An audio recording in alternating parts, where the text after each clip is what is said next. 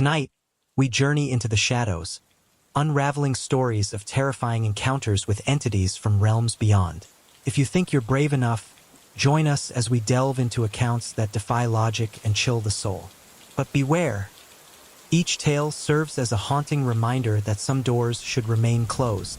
Title: The Shadows of Calumet House. Detective Daniel Carter adjusted his belt and took a deep breath as he stood outside the Chalmers residence. It was a two-story, modestly maintained house in a quiet, tree-lined neighborhood in Gary, Indiana. The sun was setting, casting long shadows across the lawn, and the air was thick with the smell of damp earth after a recent rain. Despite the ordinary setting, Carter felt an unease that he couldn't quite explain. Carter was known for his unshakable pragmatism. Over the years, he had dealt with every conceivable case, from routine burglaries to violent homicides. But this assignment was different. The reports from the Chalmers family were strange, to say the least. Carter had initially dismissed it as another case of exaggeration or stress-induced hysteria. Stories of supernatural occurrences didn't hold much weight in his mind. Yet here he was compelled by protocol to investigate. He had received a briefing earlier in the day.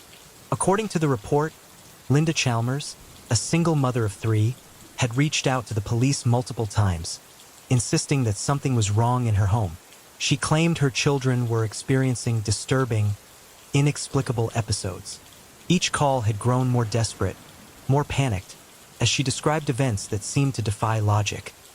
Strange sounds, cold drafts with no apparent source, and her children exhibiting bizarre behaviors.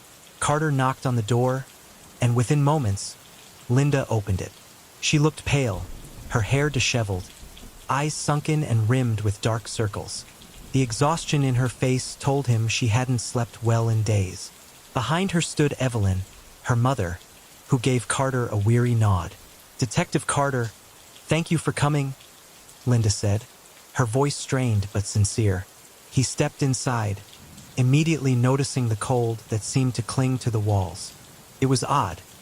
Outside, it was a warm autumn evening. Yet inside, the house felt several degrees colder. Carter shrugged it off as poor insulation, focusing instead on the task at hand.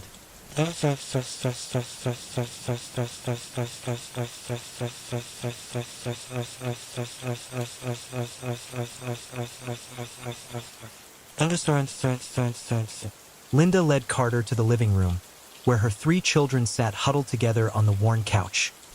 Alex, the eldest at 12, Jamie, who was 8, and little Sophie, only 6. Each child looked up at Carter with a mix of curiosity and wariness, their expressions too solemn for their age.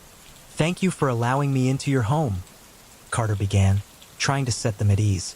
"I understand that things have been difficult here lately." Linda nodded, glancing toward her children before responding. "It started a few weeks ago.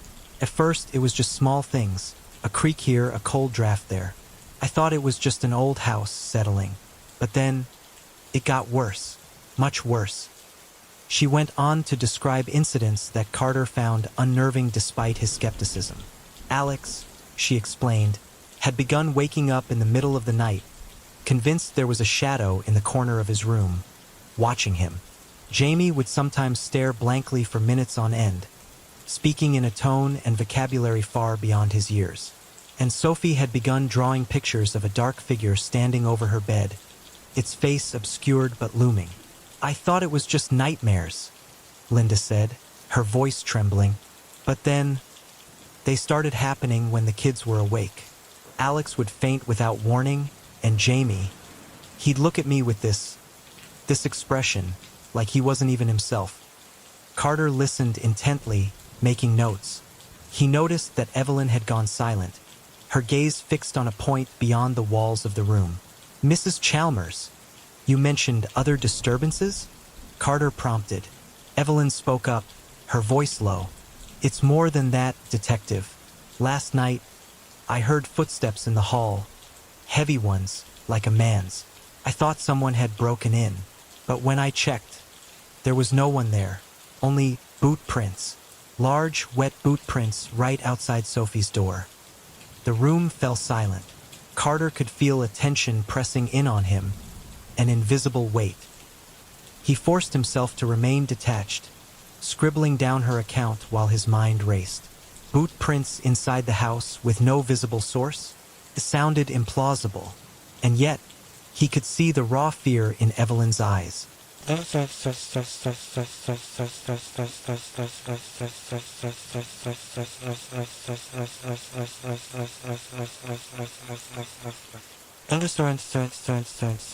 Over the next few days, Carter spoke with neighbors, seeking a logical explanation.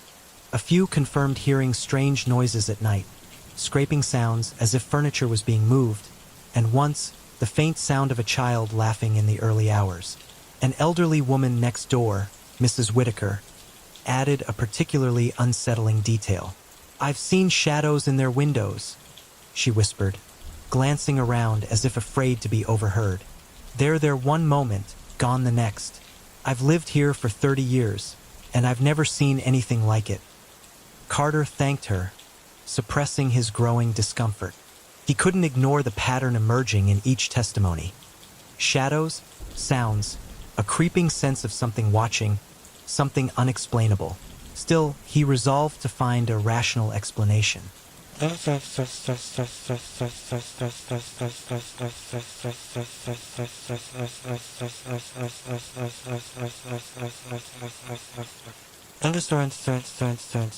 The following evening, Carter returned to the Chalmers house to follow up on his investigation. Linda greeted him at the door, visibly more at ease with his presence, but still wary. Evelyn was in the kitchen, preparing a late dinner, while the children played quietly in their rooms. As Carter walked through the hallway, a sudden gust of cold air brushed past him, carrying with it a faint, unpleasant odor. He stopped, looking around. There were no open windows or vents nearby. "Detective!" Linda's voice called from the living room, breaking his train of thought. He shook his head, attributing the cold draft to a drafty old house, and went to join her. As he sat with Linda, questioning her further, he became aware of a faint whispering sound coming from down the hallway.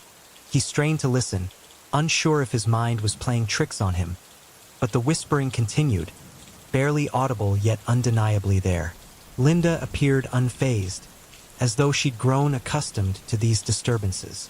Carter felt a chill crawl up his spine, but he forced himself to remain composed.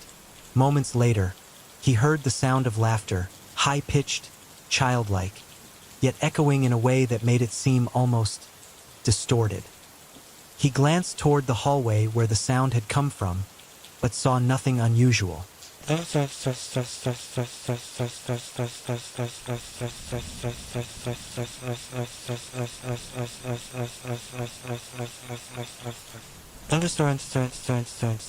Over the next few visits, Carter's unease grew.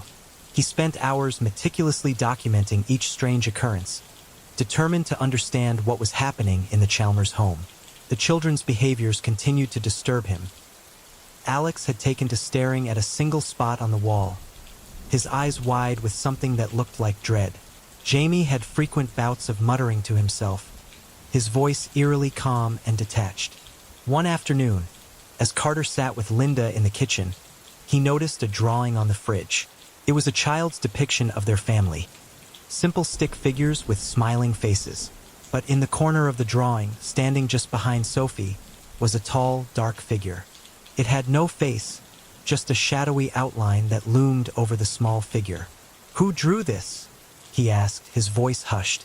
Linda's face paled. That's Sophie's drawing." The unease tightened in Carter's chest as he looked at the picture. Despite his rational mind, he could feel something wrong in the house, an invisible presence, lurking just out of sight, watching. As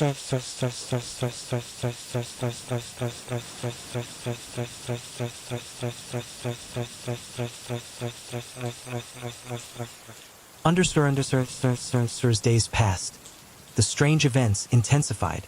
Carter began to feel the effects of the case weigh on him personally. He would wake at odd hours, convinced he'd heard whispering or laughter echoing in his own home. The logical side of him insisted that stress and exhaustion were to blame, but deep down, He couldn't shake the feeling that he was being watched. By the end of part 1, Detective Carter found himself at a crossroads. Despite all his training, all his experience, he was beginning to believe the Chalmers family might be facing something he couldn't explain, something beyond his understanding. And though he was reluctant to admit it, he felt a strange compulsion to help them, to uncover the truth, whatever it might be. The stage was set for a deeper descent into the mystery, as Carter steeled himself to confront the dark presence haunting the Chalmers' lives, even if it meant confronting the darkness within himself. Detective Daniel Carter walked into the CPS office with a stack of reports under his arm, his face drawn with fatigue and determination. The weight of the Chalmers case had begun to affect him in ways he hadn't expected. This wasn't just a routine investigation anymore. Something about the family's fear, the children's inexplicable behaviors, and the unshakable sense of a lurking presence in their home had clung to him, unsettling his every waking moment. He was meeting with Margaret O'Connor, a CPS worker who had reluctantly agreed to assist him in assessing the situation. Margaret, a no-nonsense professional, had handled numerous cases involving child abuse, neglect, and mental health concerns. Carter hoped her expertise would provide a logical explanation, something to ease the growing dread he felt. They exchanged brief pleasantries before diving into the case details. Carter recounted Linda Chalmers' reports, the strange occurrences in the house, and the children's unusual behavior. Margaret listened intently, her eyes narrowing with each detail. "So, you believe these children are somehow possessed?" Margaret asked, clearly skeptical. "I don't know what I believe anymore," Carter replied, "but I do know there's something wrong. This isn't a simple case of troubled kids acting out. I've seen things in that house that I can't explain, and I'm not the only one." Margaret sighed, flipping through the reports. "Let's start with an observation," she suggested. "I'll visit the Chalmers home and spend some time with the children. If there's something real going on, it should show up under scrutiny." Carter nodded, grateful for her help but still uneasy. The rational part of him clung to the hope that Margaret's perspective would provide clarity. Yet, deep down, he feared that her involvement would only confirm his darkest suspicions.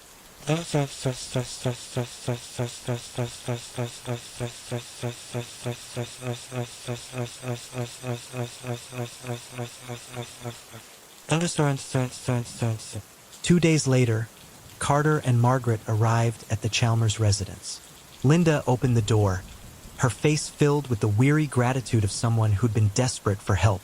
Evelyn stood in the background, her expression tense as she watched the strangers enter their home.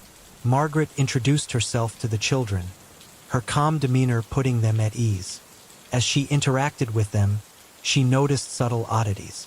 Alex, usually the reserved one, seemed distracted, his gaze repeatedly drifting to a spot in the corner of the room.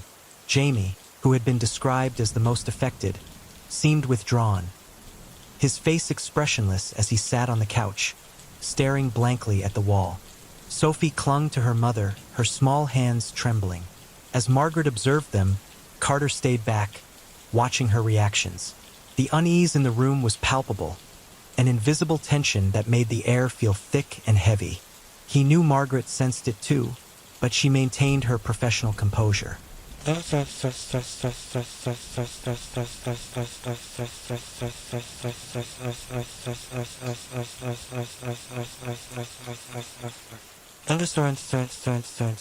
After an hour of observation, Margaret decided to take a more direct approach.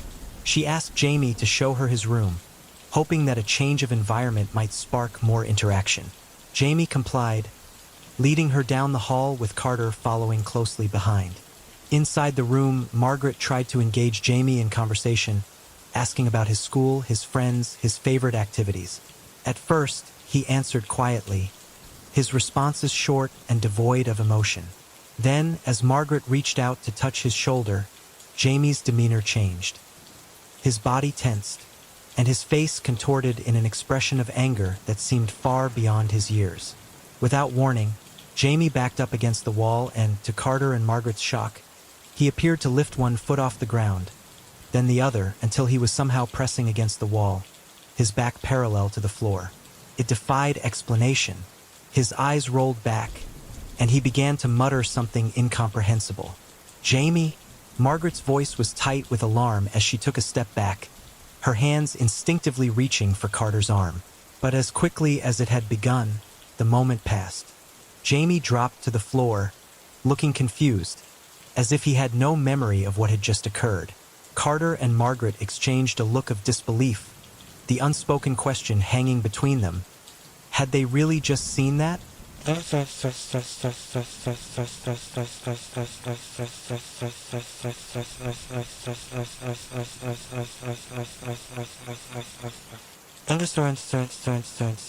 That evening, back in her office, Margaret tried to process what she had witnessed. Despite her skepticism, she couldn't deny the reality of what she'd seen. She had encountered children with dissociative disorders and trauma responses, but this was different. There was an unnatural quality to Jamie's behavior that haunted her thoughts. Reluctantly, she agreed to Carter's suggestion of seeking assistance from the local church. Father Samuel, a priest with experience in counseling families, agreed to meet with them. He had heard whispers about the Chalmers family's troubles and, though initially hesitant, was open to offering spiritual guidance. Father Samuel listened intently as Carter and Margaret recounted the events, his brow furrowing with concern. He was cautious, well aware of the potential for psychological explanations, but he also believed in the possibility of malevolent forces at work. "I can perform a simple blessing of the home," Father Samuel offered.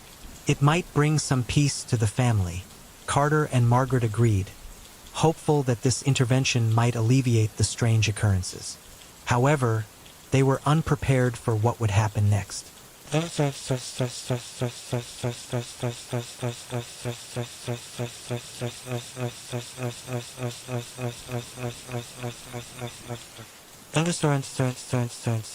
Father Samuel arrived at the Chalmers home with holy water and a prayer book, his calm presence providing a temporary sense of relief for Linda and Evelyn. The children watched him with a mixture of curiosity and apprehension, their expressions wary. As he walked through the house, sprinkling holy water and reciting prayers, an uncomfortable stillness settled over the rooms. It was as if the very walls were holding their breath, waiting. Halfway through the blessing, the atmosphere changed abruptly. The temperature dropped, and a deep, oppressive silence fell. Father Samuel paused, his gaze shifting to the living room. In the dim light, shadows seemed to stretch and distort, taking on vaguely humanoid shapes that flickered in the corners of their vision. The family gasped, clutching each other as they watched the shadows move, seemingly of their own accord. Suddenly, a loud crash echoed from the kitchen, followed by the sound of shattering glass. Father Samuel resumed his prayers, his voice steady but strained as he attempted to maintain his composure. Carter felt his pulse quicken, his rational mind struggling to process the inexplicable events unfolding before him. After what felt like an eternity, Father Samuel finished the blessing. The oppressive atmosphere lifted slightly, but the unease remained. Linda looked visibly shaken, her hands trembling as she hugged her children close. "It's over, right?" she asked, her voice barely a whisper. Father Samuel hesitated. "For now," he replied carefully, "but I believe there's something here that may not be easily dismissed."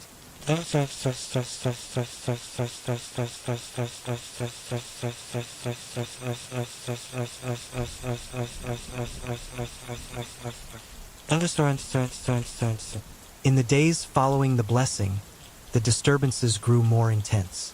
Linda reported hearing whispers at night, voices that taunted and threatened her, telling her to leave. Evelyn's health began to deteriorate. She complained of constant fatigue and an overwhelming sense of dread that prevented her from sleeping. The children's behavior worsened as well. Alex became aggressive, lashing out at his siblings and even attempting to harm himself. Jamie's episodes increased in frequency, and Sophie started speaking in a voice that didn't seem like her own. A cold, mocking tone that sent chills down Carter's spine whenever he heard it. Margaret, deeply troubled by the case, suggested involving a psychologist to assess the children. Dr. and Lawson, a clinical psychologist with experience in trauma and behavioral disorders, agreed to conduct an evaluation. Yet, even Dr. Lawson seemed unnerved by the children's behavior, particularly Jamie's tendency to lapse into trance-like states.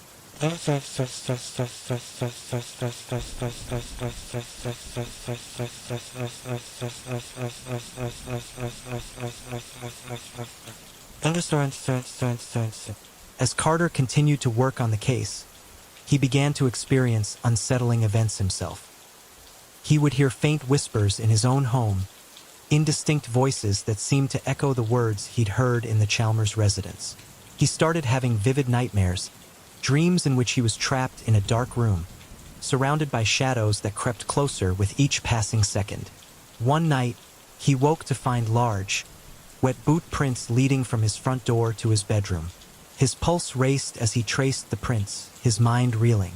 He knew he hadn't left those tracks. The realization that whatever had taken root in the Chalmers home might now be affecting him filled him with a deep, visceral fear. Determined to find a solution, Carter returned to Father Samuel, desperate for advice. The priest listened solemnly, his expression grave. He advised Carter to keep a record of his experiences, to document everything as they moved forward. The church would review his notes and consider further action if the situation escalated.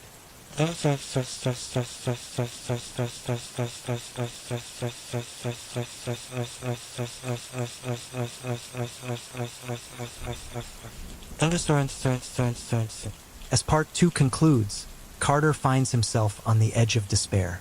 The strange occurrences have intensified, and he can no longer deny that something unexplainable is haunting both the Chalmers family and now, seemingly, himself.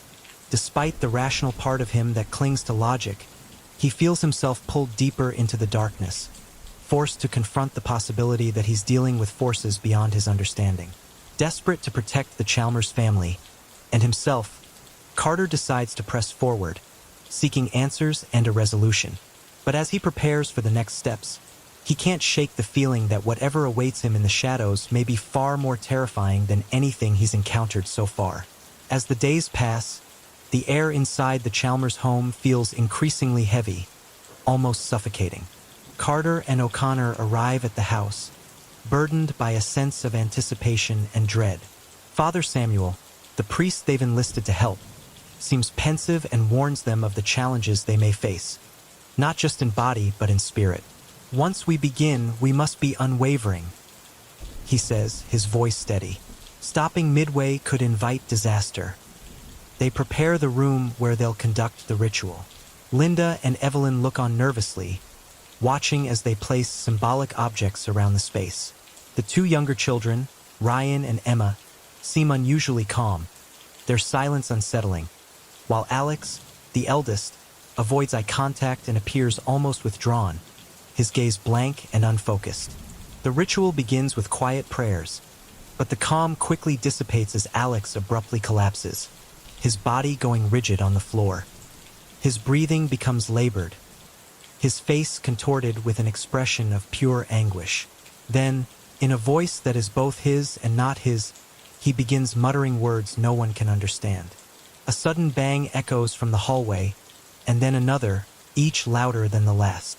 The whole house seems to react, with lights flickering and walls seeming to close in. Carter senses a strange, suffocating smell that makes his eyes water, and he fights the urge to flee.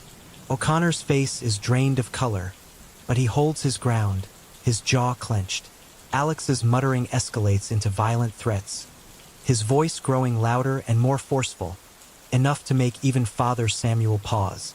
The threats are chillingly specific, each directed at a member of the family or one of the men present.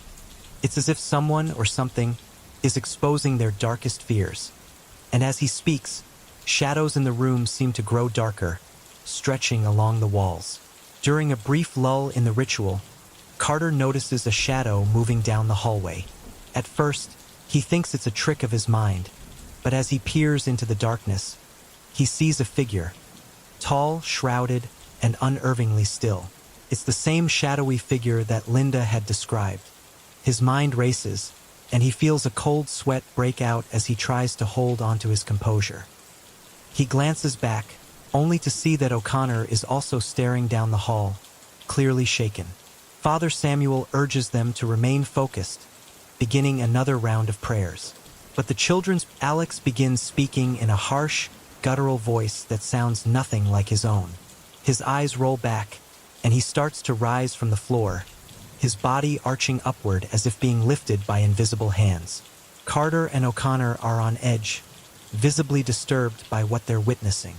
Father Samuel intensifies his prayers, his voice louder, his commands more forceful, as if trying to overpower the strange energy that fills the room. Just when they think they're making progress, Alex's body jerks, and he screams. A sound so raw and primal that it shakes them to the core. The shadows in the room seem to converge, darkening the space to the point where Carter can barely see his own hands. As the ritual reaches its peak, Carter is overwhelmed by a sense of dread and guilt. In that moment, he recalls his earlier skepticism, the dismissive thoughts he'd had about the family. It feels as though the shadowy figure he saw in the hall has turned its attention on him, a quiet but menacing presence weighing on his soul. Then, with a final, desperate shout, Alex collapses onto the floor, and silence fills the room. The lights steady, and the oppressive feeling in the air begins to fade. Father Samuel, visibly drained, steps back, murmuring a prayer under his breath. The children lie on the floor, exhausted and motionless, but their breathing is calm for the first time since the ordeal began. As Carter exits the house, the weight of everything he's experienced settles heavily on him. He looks back at the Chalmers home, feeling a strange mixture of relief and unease. He's convinced that something has changed, yet a part of him wonders if they've merely scratched the surface of whatever darkness lurked there. Though the disturbances appear to have ended, Carter is haunted by the memory of that shadow in the hall, the sense of dread that had wrapped around him like a vice. He realizes that while the ritual might have freed the children, the darkness might still linger, waiting. Weeks passed since the ritual had taken place, and the Chalmers family seemed to have found peace. The children returned to their daily lives, school, play, and laughter, as if the horrors of the past had been a distant nightmare. Linda, though grateful for their apparent safety, couldn't help but feel the weight of an unshakable unease. There was an emptiness in her home, a quiet, oppressive silence that felt like a lingering presence. Carter, too, had gone on with his life, trying to push the disturbing events to the back of his mind. He'd returned to his regular duties as a detective, but the weight of the case continued to gnaw at him. He couldn't stop thinking about the sinister shadow that had loomed in the hall, or the way Alex had levitated, his body defying every natural law. No matter how much he tried to convince himself that it was all a product of the mind, the terror he'd witnessed remained etched in his thoughts. One evening, as Carter was going through paperwork at his desk, a call came through. It was Linda. Her voice was shaky, the familiar calm replaced by frantic fear. "Detective Carter, it's happening again." A surge of dread shot through Carter's chest.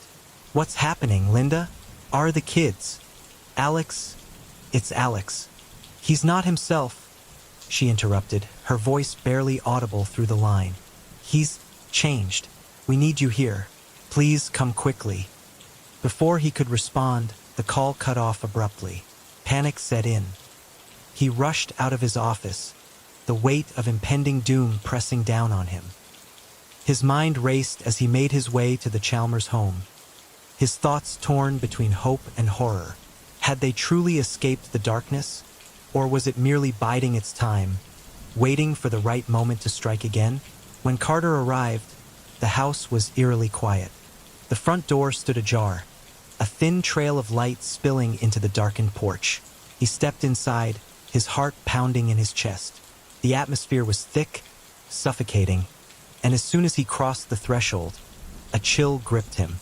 The house felt different, darker somehow. Linda met him in the hallway, her face drawn with exhaustion. "He's upstairs," she said, her voice cracking. "You have to help him, please." Carter nodded, and they both ascended the stairs. The hallway at the top was dimly lit, and a sense of foreboding seemed to hang in the air. As they approached Alex's room, Linda paused. "I don't know what's happening to him. He's not the same." The door creaked open, revealing Alex standing in the center of the room. His back was to them, and his head hung low, the dim light casting a long shadow across the floor. As Carter stepped closer, the air grew colder, and an overwhelming sense of dread washed over him. Something was wrong. Suddenly, Alex turned, his eyes wide and unblinking, the whites of his eyes almost glowing. His lips curled into a cruel, unnatural smile, and his voice, a voice Carter immediately recognized as not his own, spoke with malicious calm. "You thought you could banish it, didn't you? But it's still here. It's always here." Carter stepped back, his heart racing. "Alex," he whispered, trying to stay calm. "It's over. You don't have to do this." But the boy was no longer Alex. He was something else. Something cold, calculating, and utterly alien. "You can't stop it. No one can." Father Samuel, who had been waiting in the living room, stepped forward just as Carter prepared to intervene. With a firm, resolute voice, the priest spoke. "This has to end now." The ritual was not over. It had never truly ended. The entity that had taken Alex's body had been lying in wait, feeding off the family's fear, lingering in the shadows, and now it had found a new host. Father Samuel, with trembling hands, prepared to perform the rites again, but this time, the air seemed to resist him. It was as if an invisible force was pushing back, mocking their every move. Carter watched, helpless, as the darkness seemed to close in once more. The walls of the house groaned, the lights flickered, and the temperature dropped even further. The children, Evelyn, Ryan, and Emma, had gathered at the door, their faces pale and anxious, witnessing the terror unfold once more. Then, just as Carter feared they might lose Alex completely, something in the air shifted. A loud, thunderous crash echoed from the basement, followed by a series of shrill screams. Linda turned to Carter, her face pale with shock. What is that?" Without a word, Carter raced down the stairs, his legs nearly giving out as he reached the basement door. As he opened it, the scent of decay hit him like a slap, and a dark, oppressive force surged toward him, as if drawn to his presence. In the center of the room, surrounded by broken glass and debris, was a dark figure, a shadowy, inhuman silhouette, now fully formed, its face twisted in an expression of fury. The shadow lunged toward him, but Carter, with a desperate surge of adrenaline, shoved it aside, feeling an icy coldness seep into his skin. The fight was not just physical, it was spiritual. And for the first time, Carter understood that this darkness wasn't just about Alex. It was about something far more ancient, far more evil. Something that would stop at nothing to consume them all. In a final, heart-stopping moment, Father Samuel chanted a prayer, his voice rising over the storm of chaos. The darkness recoiled, and with a deafening roar, it began to dissipate, shrinking away from the light, from the words of salvation. But as the light of the house brightened, as the presence finally seemed to recede, Carter realized that they had won. For now, as Alex fell to the ground, his body once again his own, Linda rushed to him, her tears flowing freely. "Thank God," she whispered, holding her son tightly. Carter stood silently, his mind spinning with the unanswered questions that still lingered. Had they truly banished the darkness? Or was it merely waiting for the right moment, the right vulnerability to strike again? The house was silent now, but Carter knew that there were forces beyond their understanding at play here. Forces that could never be fully defeated. And as Carter left the Chalmers home for the final time, he looked back one last time. The house stood in the distance, quiet and still. But something in the air, something he couldn't place, told him that this was not the end. It was only a brief reprieve.